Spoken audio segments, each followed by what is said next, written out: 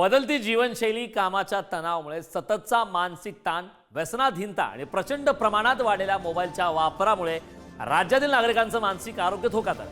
धक्कादायक बाब म्हणजे गेल्या 3 वर्षात तब्बल 32,14,073 मानसिक रुग्णांवरती उपचार करण्यात आले.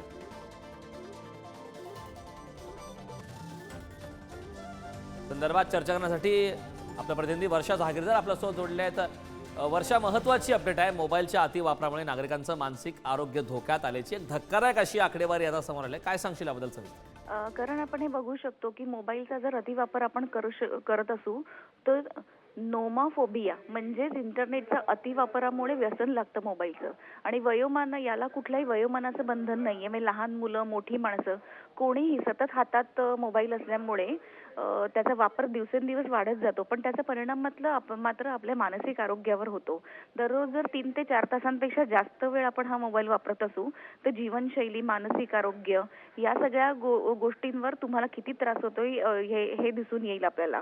मात्र जर तुम्ही डिजिटल डिटॉक्स, जर तज्ञांच्या म्हणण्यानुसार डिजिटल डिटॉक्स जर लगेच सुरू केलं तर तणाव कमी होऊ शकतं, झोपेचे चक्र सुधारू शकतं आणि मानसिक स्वास्थ्य सुद्धा सुधारू शकतं. त्यामुळे वेळीच जर आपण या गोष्टीकडे लक्ष दिलं तर येत्या काळात याचे जे नकारात्मक परिणाम आहेत ते टाळून आपण पॉझिटिव्ह आयुष्याकडे जाताना सगळे बघू शकतो. करण. नक्कीच वर्षा, खूप खूप धन्यवाद या महत्त्वपूर्ण अशा माहितीसाठी.